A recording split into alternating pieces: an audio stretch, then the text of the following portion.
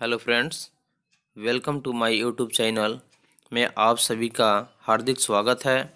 आज मैं भारतीय संविधान एवं राज्य व्यवस्था से संबंधित कुछ ऐसे प्रश्न के बारे में बताने जा रहा हूं जो कि आगामी सभी प्रतियोगी परीक्षाओं के लिए काफ़ी महत्वपूर्ण साबित होगा। अगर आप मेरे चैनल पर नए हैं तो सब्सक्राइब कर लें और बेल आइकन दबा दें ताकि सभी नोटिफिकेशन आपको मिलता रहे। तो चलिए, आज का पहला प्रश्न है, भारतीय संविधान के किस भाग में नगर पालिकाओं के बारे में बताया गया है?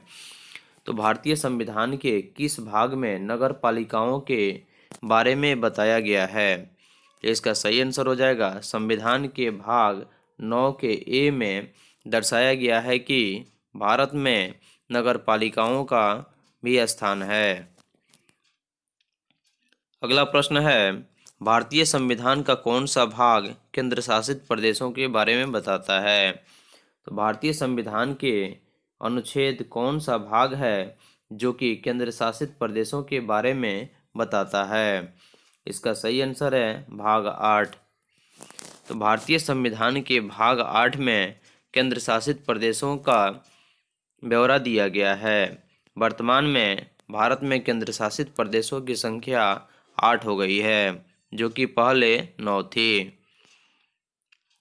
अगला प्रश्न है, भारतीय संविधान ने भारत को किस प्रकार वर्णित किया है? तो भारतीय संविधान ने भारत को किस प्रकार वर्णित किया है? इसका सही आंसर हो जाएगा एक राज्यों का संघ।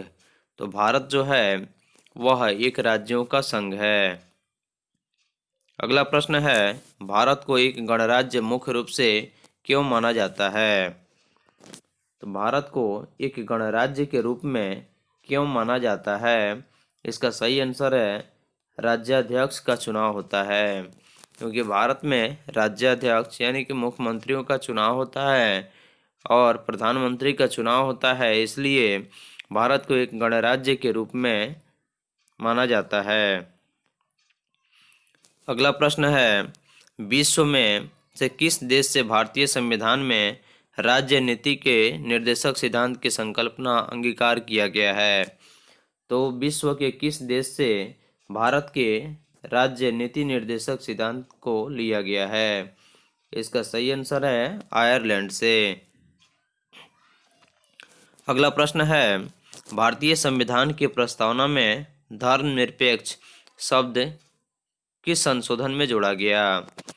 इसका सही आंसर है 42वें संविधान संशोधन।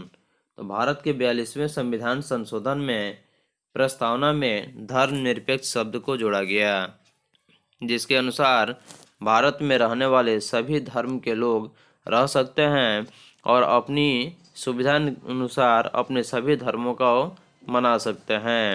किसी भी जाति को अपने धर्म को मनाने पर रोक नहीं है। अगला प्रश्न है, भारतीय संविधान की प्रस्तावना में किसका उल्लेख नहीं किया गया है? इसका सही आंसर है वयस्क मताधिकार का। अगला प्रश्न है, भारत में राजनीतिक शक्ति का स्रोत क्या है? तो भारत में राजनीतिक शक्ति का स्रोत क्या है? इसका सही आंसर है जनता। अगला प्रश्न है, हमारे संविधान में मूल अधिकार कहाँ के संविधान द्वारा प्रेरित है? तो हमारे भारतीय संविधान के जो मूल अधिकार है वह कहाँ के संविधान द्वारा प्रेरित है? इसका सही आंसर हो जाएगा संयुक्त राज्य अमेरिका। अगला प्रश्न है, भारत के संविधान का ढांचा तैयार करने के लिए हमने संघीय व्यवस्था की योजना किस देश से ली है? भारत के संविधान को ढांचा तैयार करने के लिए संघीय व्यवस्था की योजना किस देश से ली गई है? इसका सही आंसर है कनाडा।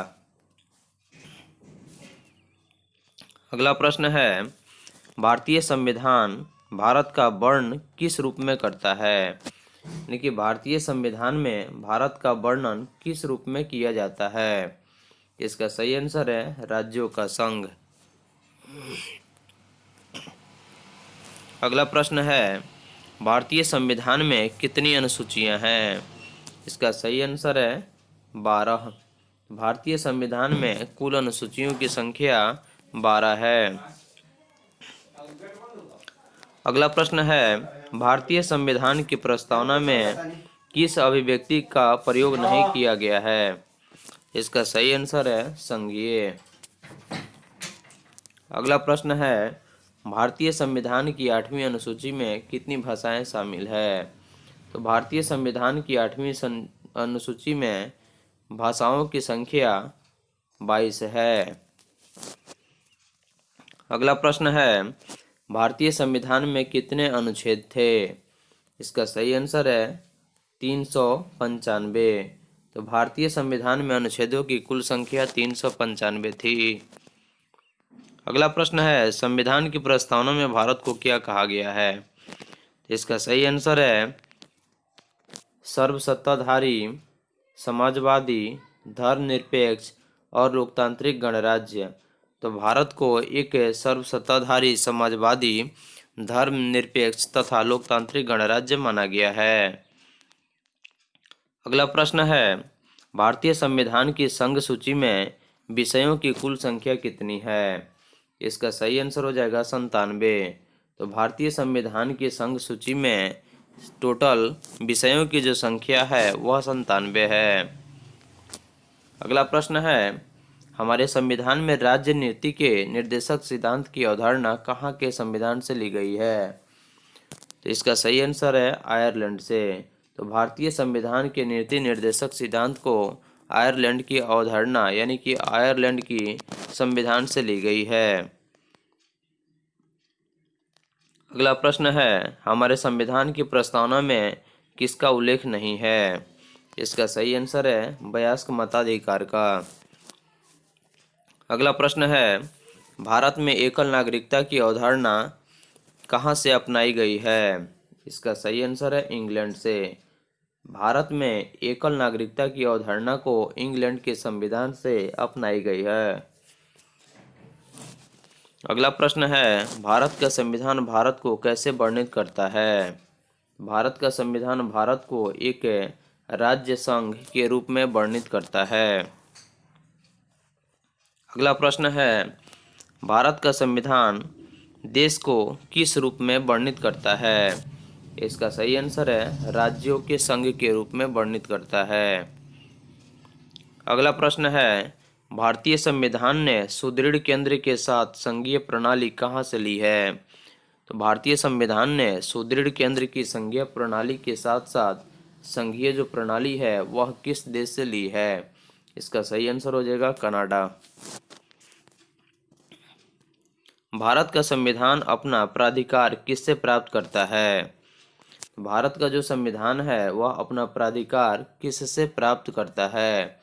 इसका सही उत्तर है भारत की जनता से, क्योंकि भारत एक लोकतांत्रिक देश है और यहाँ पे जनता के द्वारा ही प्रतिनिधियों का चुनाव होता है। इसलिए भारत में संविधान का प्राधिकार जो प्राप्त है वह भारत की जनता से प्राप्त है। अगला प्रश्न है, भारतीय संविधान में न्यायिक समीक्षा का प्रावधान किस देश से लिया गया है? तो भारतीय संविधान में न्यायिक समीक्षा का जो प्रावधान है वह यूएसए से लिया गया है। अगला प्रश्न है, संविधान की उद्देशिका में समाजवादी और पंथ निरपेक्ष शब्द किसके द्वारा जोड़े गए? तो संविधान की उद्देशिका में समाजवादी और पंथ निरपेक्ष शब्द जो है वह संविधान के किस संशोधन के द्वारा जोड़ा गया? इसका सही उत्तर है 42वें संविधान संशोधन। तो भारत में 42वें संविधान संशोधन के समय भारत में समाजवादी और पंथ निरपेक्ष शब्द को जोड़ा गया। अगला प्रश्न है, सर्वसत्ता संपन्न संसद की अवधारणा किस देश की देन है? इसका सही आंसर है इंग्लैंड। तो सर्वसत्ता संपन्न संसद की अवधारणा जो है वह इंग्लैंड देश की देन है। अगला प्रश्न है, राष्ट्रपति द्वारा राज्यसभा के सदस्यों के नामांकन का नियम किस देश के संविधान से लिया गया था? तो राष्ट्रपति द्वारा राज्यसभा के सदस्यों के जो नामांकन का नियम है वह संविधान के किस देश से लिया गया है? इसका सही आंसर है आयरलैंड। अगला प्रश्न है, भारतीय संविधान में राष्ट्रपति के चुनाव की प्रणाली किस देश से ली गई है? तो भारतीय संविधान में राष्ट्रपति के चुनाव की जो प्रणाली है वह किस देश से ली गई है? इसका सही आंसर हो जाएगा आयरलैंड। अगला प्रश्न है, भारतीय संविधान में समवर्ती सूची किसके संविधान से ली गई है? इसका सही आंसर है ऑस्ट्रेलिया।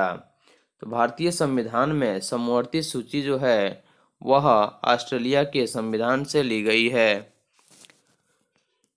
अगला प्रश्न है, प्रस्तावना के अनुसार परम शक्ति किसके हाथों में होती है?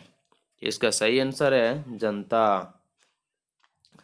तो संविधान के पहले यानी कि प्रस्तावना के अनुसार परम शक्ति जो होती है वह जनता के हाथों में होती है, क्योंकि जनता ही प्रतिनिधियों का चुनाव कर और राष्ट्रपति, प्रधानमंत्री तथा सभी राज्यों के लिए मुख्यमंत्री का चुनाव करता है।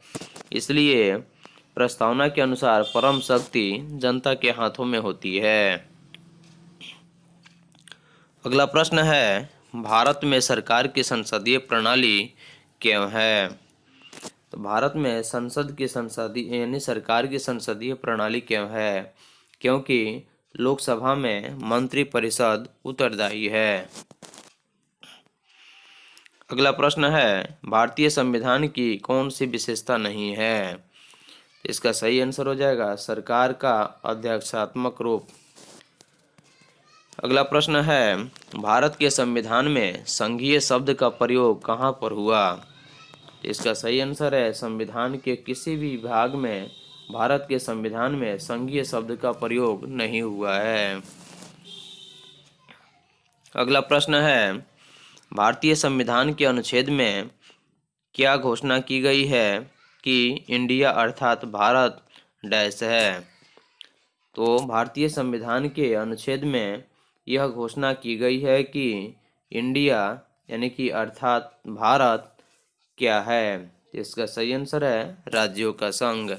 तो इंडिया को भारत और हिंदुस्तान के नाम से भी जाना जाता है और यहाँ भारतीय संविधान के अनुच्छेद में यह घोषणा की गई है कि इंडिया अर्थात भारत जो है वह एक राज्यों का संघ है। अगला प्रश्न है, भारतीय संविधान कैसा है? इसका सही आंसर हो जाएगा अर्ध संघीय या संघीयवत। अगला प्रश्न है, भारतीय संविधान के किस अनुच्छेद को डॉक्टर भीमराव अंबेडकर ने भारतीय संविधान का हृदय और आत्मा कहा? तो भारतीय संविधान के किस अनुच्छेद को डॉक्टर भीमराव अंबेडकर ने भारतीय संविधान का हृदय और आत्मा कहा है? इसका सही आंसर है अनुच्छेद 32। अगला प्रश्न है, सामाजिक न्याय का क्या अर्थ होता है? इसका सही आंसर है जाति, नस्ल, रंग और लिंग आधारित सभी प्रकार का भेदभाव दूर होना चाहिए। यह जो है वह सामाजिक न्याय का अर्थ बताता है। सभी को समान आर्थिक अधिकार मिलने चाहिए, यह सामाजिक न्याय का अर्थ नहीं बताता है। और सभी को, दूसरा ऑप्शन है सभी को समान राजनीतिक अधिकार मिलने चाहिए, यह ऑप्शन गलत है। जबकि जाति, नस्ल, रंग और लिंग आधारित सभी प्रकार का भेदभाव दूर होना चाहिए, क्योंकि सामाजिक न्याय के अनुसार सभी जाति के लोग, सभी नस्ल के लोग, सभी रंग और लिंग आधारित सभी प्रकार के भेदभाव को दूर करके सभी को एक भाईचारे के रूप में रहना और सभी को अपने अपने सुविधा अनुसार अपने धर्म को मनाने का पूर्ण अधिकार हो, यह हमारे सामाजिक न्याय का अर्थ बताता है। अगला प्रश्न है, किसको धर्मनिरपेक्ष राज्य कहा जाएगा? इसका सही आंसर है धर्मों के बीच भेदभाव न करने वाला राज्य। इसका पहला ऑप्शन है एक विशिष्ट धर्म का पालन करने वाला राज्य, यह गलत है। दूसरा ऑप्शन है धर्म विरोधी राज्य, यह भी ऑप्शन गलत है। लेकिन ऑप्शन नंबर सी धर्मों के बीच भेदभाव न रखने वाला राज्य। अगला प्रश्न है, संविधान के अंतर्गत भारतीय लोकतंत्र के आदर्शों को हम कहाँ देख सकते हैं? संविधान के अंतर्गत भारतीय लोकतंत्र के आदर्शों को हम संविधान के प्रस्तावना में देख सकते हैं। इसलिए संविधान के अंतर्गत भारतीय लोकतंत्र के आदर्शों के कारण प्रस्तावना को संविधान का हृदय अर्थात आत्मा कहा गया है। अगला प्रश्न है, विधि का शासन की संकल्पना कहाँ की संवैधानिक प्रणाली की एक विशेष विशिष्टता है? तो विधि के शासन की संकल्पना कहाँ के संवैधानिक प्रणाली की एक विशेष विशिष्टता है? इसका सही आंसर हो जाएगा ब्रिटेन।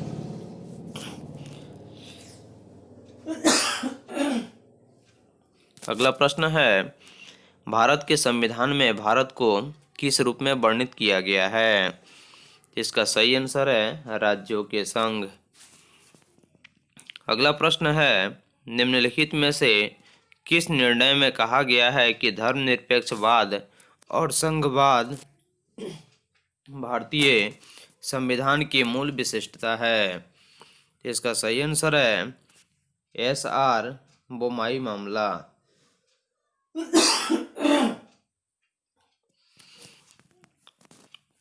अगला प्रश्न है, आधारित लोकतंत्र किससे संबंधित है? इसका सही आंसर है ऑप्शन नंबर 1 शक्तियों का हस्तांतरण, ऑप्शन नंबर 2 शक्तियों का विकेंद्रीकरण, ऑप्शन नंबर सी पंचायती राज प्रणाली। इसलिए इसका सही आंसर चारों सही है, इसलिए इसका सही आंसर उपयुक्त सही है। एक तंत्र का क्या अर्थ है? इसका सही आंसर है मात्र एवं व्यक्ति द्वारा निरंकुश शासन। अगला प्रश्न है, सार्वजनिक यानी कि सार्वभौमिक वयस्क मताधिकार क्या दर्शाता है? कि भारत एक ऐसा देश है जो लोकतांत्रिक है। अगला प्रश्न है, लोकप्रिय प्रभुसत्ता क्या है? इसका सही आंसर है जनता का प्रभुत्व। अगला प्रश्न है, संवैधानिक राजसी का क्या अर्थ है? इसका सही आंसर है संविधान द्वारा प्राप्त शक्ति के अनुसार राजा के द्वारा शक्तियों का प्रयोग। तो संवैधानिक राजसी का अर्थ जो है वह संविधान द्वारा प्राप्त शक्ति के अनुसार राजा के द्वारा शक्तियों का प्रयोग है। अगला प्रश्न है, सरकार के संसदीय रूप का विचार कहाँ से लिया गया है? इसका सही आंसर हो जाएगा ब्रिटेन के। अगला प्रश्न है, किस तंत्र में कुछ लोग अधिक लोग पर शासन करते हैं? इसका सही आंसर है अल्पतंत्र। अगला प्रश्न है, उस देश का नाम बताएं जिसमें संशोधन के लिए प्रक्रियाओं की संवैधानिक सुविधाओं को भारत से उधार लिया गया था। इसका सही आंसर है दक्षिण अफ्रीका। तो दक्षिण अफ्रीका एक ऐसा देश है जहाँ के संविधान संशोधन के लिए प्रक्रियाओं की संवैधानिक सुविधाओं को भारत से उधार लिया गया था। अगला प्रश्न है, लोकतांत्रिक संस्थाओं के विकास के लिए कौन सा कारक आवश्यक है? इसका सही आंसर है व्यक्तिगत अधिकारों के प्रति सम्मान। व्यक्तिगत अधिकारों के प्रति सम्मान जो है वह लोकतांत्रिक संस्थाओं के विकास के लिए काफ़ी आवश्यक कारक है। अगला प्रश्न है, कौन से संविधान से राज्य नीति विषयक निर्देशक तत्व अपनाए गए हैं? इसका सही आंसर है आयरिश संविधान से। अगला प्रश्न है, किस देश से भारतीय संविधान ने लिखित संविधान के रूप को प्राप्त किया है? इसका सही आंसर है यूएस। अगला प्रश्न है, भारत में संविधान की उद्देशिका में धर्मनिरपेक्ष शब्द कौन से संविधान द्वारा जोड़ा गया? इसका सही आंसर है 42वें संविधान संशोधन। तो भारत में संविधान की उद्देशिका में धर्मनिरपेक्ष शब्द को संविधान के 42वें संशोधन द्वारा जोड़ा गया है। अगला प्रश्न है, प्रस्तावना की कौन सी विशेषता में कहा गया है कि किसी भी सह नागरिक के साथ गौण व्यवहार नहीं करना चाहिए? इसका सही आंसर है भाईचारा। अगला प्रश्न है, किसने संवैधानिक उपचार के अधिकार को भारतीय संविधान के हृदय और आत्मा की संज्ञा दी है? तो इसका सही आंसर हो जाएगा डॉक्टर भीमराव अंबेडकर। अगला प्रश्न है, भारतीय संविधान की उद्देशिका में बंधुता शब्द का तात्पर्य क्या है? इसका सही आंसर है भाईचारे। तो भारतीय संविधान की उद्देशिका में बंधुता शब्द का जो तात्पर्य है वह भाईचारे से है, क्योंकि बंधुता का अर्थ होता है भाईचारा। अगला प्रश्न है, भारत के संविधान के ऊपर सबसे अधिक प्रभाव किसका माना जाता है? इसका सही आंसर है भारत सरकार अधिनियम 1935। तो भारत सरकार अधिनियम 1935 को भारत के संविधान के ऊपर सबसे अधिक प्रभाव माना जाता है। अगला प्रश्न है, कौन सा एक भारतीय संविधान की एक मुख्य विशेषता नहीं है? इसका सही आंसर है अल्पतंत्र। अगला प्रश्न है, इनमें से कौन भारत को एक सेल्युलर राज्य के रूप में वर्णित करता है? इसका सही आंसर है प्रस्तावना, क्योंकि प्रस्तावना ही संविधान की आत्मा कहा गया है और प्रस्तावना के माध्यम से ही हमारे देश के संविधान को निर्मित किया गया है और इसे भारत के एक सेकुलर राज्य के रूप में वर्णित करता है। अगला प्रश्न है, कौन सा शब्द भारतीय संविधान के उद्देशिका में नहीं लिया गया है? इसका सही आंसर है साम्यवादी। अगला प्रश्न है, भारतीय संविधान में एकल नागरिकता की अवधारणा किस देश से प्रेरित है? इसका सही आंसर है इंग्लैंड से। अगला प्रश्न है, भारत में एकल नागरिकता की अवधारणा किस देश से अपनाया गया है? इसका सही आंसर है इंग्लैंड। अगला प्रश्न है, भारतीय संविधान की प्रस्तावना में उल्लिखित न्याय को किस रूप में स्वीकार गया है? तो भारतीय संविधान की प्रस्तावना में न्याय को किस रूप में स्वीकार किया गया है? इसका सही आंसर है राजनीतिक न्याय, आर्थिक न्याय और सामाजिक न्याय। इसका सही आंसर विकल्प सभी होगा, क्योंकि भारतीय संविधान की प्रस्तावना में न्याय को राजनीतिक न्याय, आर्थिक न्याय तथा सामाजिक न्याय के रूप में स्वीकार किया गया है। अगला प्रश्न है, नागरिकता प्राप्त करने के लिए शर्तें निर्धारित करने वाला सक्षम निकाय कौन सा है? तो नागरिकता प्राप्त करने के लिए शर्त निर्धारित करने वाला सक्षम निकाय भारत में कौन सा है? इसका सही आंसर हो जाएगा संसद, क्योंकि संसद का चुनाव जनता द्वारा होता है और संसद द्वारा ही कानून का निर्माण किया जाता है। अगला प्रश्न है, कोई व्यक्ति भारतीय नागरिक नहीं होगा यदि वह ऑप्शन नंबर 1 विदेश में 5 वर्ष से अधिक रहा हो, विदेशी न्यायालय द्वारा दंडित किया गया हो, ऑप्शन नंबर सी स्वेच्छा से दूसरे देश की नागरिकता ग्रहण कर चुका हो और ऑप्शन नंबर डी दूसरे देश में रोजगार स्वीकार कर चुका हो। तो यह ऑप्शन नंबर 1 भी गलत है, 2 और 3 सही है, जबकि 4 भी गलत है। तो इसका सही आंसर हो जाएगा कोई भी व्यक्ति अगर अपनी इच्छा से दूसरे देश की नागरिकता ग्रहण कर चुका हो तो वह व्यक्ति भारतीय नागरिक नहीं होगा, और जब तक वह व्यक्ति अपने स्वेच्छा से किसी दूसरे देश की नागरिकता को ग्रहण नहीं कर चुका हो तब वह भारत का पूर्ण रूप से नागरिक होगा। लेकिन अपनी स्वेच्छा से दूसरे देश की नागरिकता जब ग्रहण कर लेगा तो उसकी नागरिकता भारतीय नागरिकता से समाप्त कर दी जाएगी। अगला प्रश्न है, भारतीय संविधान के किस अनुच्छेद द्वारा अस्पृश्यता समाप्त की गई थी? इसका सही आंसर है अनुच्छेद 17। तो भारतीय संविधान के अनुच्छेद 17 के अनुसार भारत में अस्पृश्यता को समाप्त कर दिया गया था। अगला प्रश्न है, दोहरी नागरिकता किसकी विशेषता है? इसका सही आंसर है संघीय सरकार की। तो दोहरी नागरिकता जो है वह संघीय सरकार की मुख्य विशेषता है। अगला प्रश्न है, मौलिक अधिकारों को लागू करने के लिए किसी न्यायालय द्वारा जारी किया जा सकता है वह कौन सा आदेश है? तो इसका सही आंसर है समादेश, यानी कि रीट जारी किया जा सकता है। मौलिक अधिकारों को लागू करने के लिए किसी न्यायालय द्वारा रीट को जारी किया जा सकता है, जिसके अनुसार लोगों के मौलिक अधिकारों को पूर्ण रूप से लागू किया जा सकता है।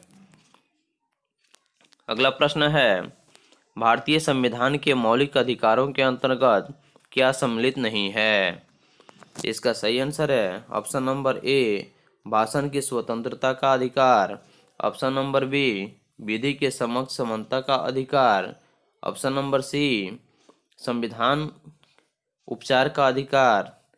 ऑप्शन नंबर डी, बराबर काम के लिए बराबर वेतन का अधिकार। तो इसका सही आंसर ऑप्शन नंबर डी होगा, क्योंकि भारतीय संविधान के मौलिक अधिकारों के अंतर्गत बराबर काम के लिए बराबर वेतन का अधिकार दिया गया है, लेकिन समान कार्य का समान वेतन का अधिकार भारतीय संविधान के मौलिक अधिकारों के अंतर्गत सम्मिलित नहीं किया गया है। अगला प्रश्न है, भारतीय संविधान का अनुच्छेद 32 में किससे संबंधित है? तो भारतीय संविधान का अनुच्छेद 32 जो है वह संवैधानिक उपचारों का अधिकार से संबंधित है। अगला प्रश्न है, कौन सा मौलिक अधिकार नहीं है? सही आंसर है संपत्ति का अधिकार। तो समानता के अधिकार भारत की मौलिक अधिकार है। स्वतंत्रता का अधिकार भी भारतीय मौलिक अधिकार है। शोषण के विरुद्ध भी भारतीय मौलिक अधिकार है, जबकि संपत्ति का अधिकार भारतीय संविधान में मौलिक अधिकार के रूप में अंगीकार नहीं किया गया है। अगला प्रश्न है, नौकरियों और शैक्षिक संस्थाओं में समाज के कमजोर वर्ग के लिए आरक्षण उपलब्ध कराने हेतु केंद्र सरकार को संविधान का कौन सा प्रावधान अधिकार देता है? तो नौकरी और शैक्षणिक संस्थाओं में समाज के कमजोर वर्ग के लिए आरक्षण उपलब्ध कराने हेतु केंद्र सरकार को संविधान का कौन सा प्रावधान अधिकार देता है? इसका सही आंसर हो जाएगा ऑप्शन नंबर बी 16। यानी कि भारतीय संविधान में अनुच्छेद 16 जो है वह नौकरी और शैक्षिक संस्थाओं में समाज के कमजोर वर्ग के लिए आरक्षण उपलब्ध कराने हेतु केंद्र सरकार को संविधान का प्रावधान अधिकार देता है। अगला प्रश्न है, नागरिक समता का क्या आशय है? इसका सही आंसर है कानून के समक्ष समता, क्योंकि नागरिक समता में कानून का समान अधिकार सभी व्यक्तियों को हो, चाहे वह गरीब हो या अमीर। नागरिकता में सबका समान अधिकार है और सभी नागरिक का समान कानून में समान अधिकार है, जिसके अनुसार अपने अधिकार को खोज सकता है।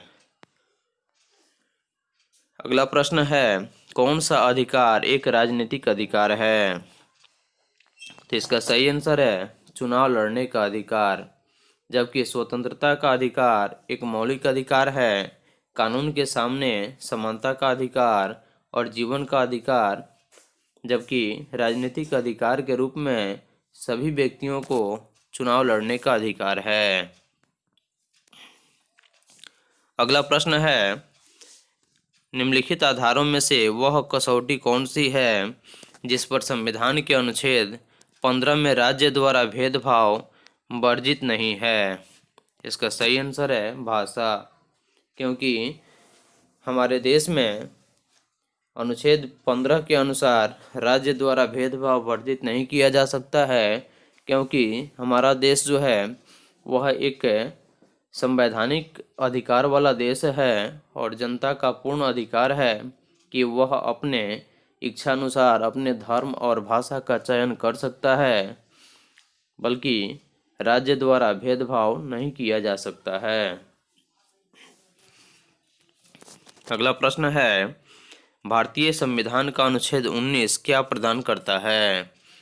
इसका सही आंसर है 6 स्वतंत्रताओं को। अगला प्रश्न है, भारतीय संविधान का अनुच्छेद 14 भारतीय नागरिकों को क्या गारंटी देता है?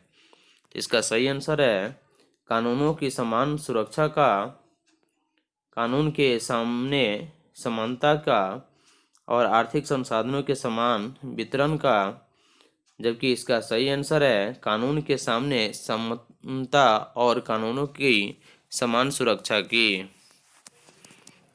तो भारतीय संविधान का अनुच्छेद 14 भारतीय नागरिकों को कानून के सामने समानता और कानूनों की समान सुरक्षा करने की पूर्ण गारंटी देता है।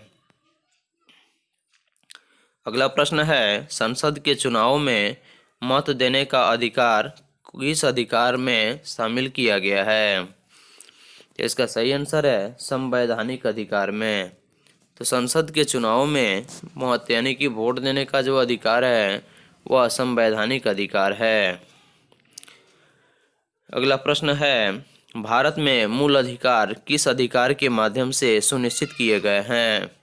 तो भारत में मूल अधिकार जो है वह किस अधिकार के माध्यम से सुनिश्चित किया गया है? इसका सही आंसर है संवैधानिक उपचारों के अधिकार को। अगला प्रश्न है, कौन सा मूल अधिकार नहीं है? इसका सही आंसर है संपत्ति का अधिकार। अगला प्रश्न है, भारतीय संविधान के किस अनुच्छेद में भारतीय नागरिकों के मूल कर्तव्य शामिल हैं? इसका सही आंसर है अनुच्छेद 51 के क। तो भारतीय संविधान के अनुच्छेद 51 के क में दर्शाया गया है कि भारतीय नागरिकों के मूल कर्तव्य शामिल किया गया है। अगला प्रश्न है, संविधान के अनुच्छेद 17 और 18 में क्या व्यवस्था है? इसका सही आंसर है सामाजिक समता की। तो संविधान के अनुसार अनुच्छेद 17 और 18 में सामाजिक समता की व्यवस्था की गई है। अगला प्रश्न है, भारतीय संविधान का कौन सा अनुच्छेद अस्पृश्यता का उन्मूलन करता है और किसी भी रूप में इसके व्यवहार का निषेध करता है? इसका सही आंसर है अनुच्छेद 17। तो भारतीय संविधान के अनुच्छेद 17 में अस्पृश्यता का उन्मूलन करता है और किसी भी रूप में इसके व्यवहार का निषेध यानी कि रोक करता है। अगला प्रश्न है, भारतीय संविधान के अनुच्छेद 17 में क्या उपबंध किया गया है? इसका सही आंसर है अस्पृश्यता उन्मूलन का। अगला प्रश्न है, किस मामले में उच्चतम न्यायालय ने माना था कि मौलिक अधिकारों में संशोधन नहीं किया जा सकता है? तो इसका सही आंसर है गोलकनाथ का मामला। गोलकनाथ के मामला समिति के मामले में उच्चतम न्यायालय ने माना था कि मौलिक अधिकारों में संशोधन नहीं किया जा सकता, क्योंकि मौलिक अधिकार जो है वह किसी भी देश या व्यक्ति की अपनी अधिकार होती है, इसलिए उसमें किसी प्रकार का संशोधन नहीं किया जा सकता है। अगला प्रश्न है, भारतीय संविधान के कौन से भाग में मौलिक अधिकारों पर चर्चा की गई है? इसका सही आंसर है संविधान के भाग 3 में। अगला प्रश्न है, मौलिक कर्तव्यों के अध्याय में क्या शामिल है? इसका सही आंसर हो जाएगा उदात्त आदर्शों को संजोने तथा अपनाने का कर्तव्य जिन्होंने हमारे स्वतंत्रता आंदोलन को प्रेरित किया है। अगला प्रश्न है, मौलिक अधिकार कहाँ नहीं दिए गए हैं? इसका सही आंसर है, भारतीय संविधान में कितने मौलिक कर्तव्य हैं? इसका सही आंसर है 11। तो भारतीय संविधान में मौलिक कर्तव्यों का जो संख्या है वह 11 है। अगला प्रश्न है, भारतीय संविधान में न्यायिक पुनरीक्षण किस पर आधारित है? इसका सही आंसर है विधि द्वारा स्थापित प्रक्रिया पर। अगला प्रश्न है, कौन सा मौलिक अधिकार केवल भारतीय नागरिकों को उपलब्ध है? तो कौन सा मौलिक अधिकार है जो कि भारतीयों को उपलब्ध है? इसका सही आंसर हो जाएगा जाति, धर्म, वर्ण, लिंग और जन्म स्थान के आधार पर भेदभाव से सुरक्षा। तो किसी भी व्यक्ति के धर्म, जाति, वर्ण, लिंग और जन्म स्थान के आधार पर भेदभाव नहीं किया जा सकता है और उन्हें अपने मौलिक अधिकार में भारतीय नागरिकों को उपलब्ध कराता है। अगला प्रश्न है, मौलिक अधिकारों में से किसे डॉक्टर भीमराव अंबेडकर ने संविधान का हृदय और आत्मा की संज्ञा दी थी? इसका सही आंसर है संवैधानिक उपचारों के अधिकार को। अगला प्रश्न है, प्रेस की स्वतंत्रता किस अधिकार में निहित है? इसका सही आंसर हो जाएगा भाषण स्वतंत्र है। अगला प्रश्न है, भारतीय संविधान में मौलिक कर्तव्य कब समाविष्ट किए गए हैं? इसका सही आंसर है 1976 में। तो भारतीय संविधान में मौलिक कर्तव्य को 1976 में शामिल किया गया। अगला प्रश्न है, कौन सा भारत के संविधान द्वारा प्रत्याभूत मौलिक अधिकार है? इसका सही आंसर है समानता का अधिकार। अगला प्रश्न है, भारत के संविधान में मौलिक अधिकार मूलतः संविधान का हिस्सा था, चौथे संशोधन द्वारा जोड़े गए थे, संसद द्वारा 1952 में जोड़े गए थे, 42वें संशोधन द्वारा जोड़े गए थे? तो इसका सही आंसर हो जाएगा मूल संविधान का जो हिस्सा था उसको भारतीय संविधान में मौलिक अधिकार के रूप में जोड़े गए थे। अगला प्रश्न है, निःशुल्क शिक्षा का अधिकार कुछ सीमाओं के अंतर्गत किसको है? यह किस प्रकार की गारंटी देता है? इसका सही आंसर है मौलिक अधिकारों के रूप में गारंटी देता है। अगला प्रश्न है, भारत में संपत्ति के अधिकार को अब क्या माना जाता है? तो भारत में संपत्ति के अधिकार को अब क्या माना जाता है? इसका सही आंसर है एक कानूनी अधिकार। तो भारत में संपत्ति के अधिकार को एक कानूनी रूप दिया गया है।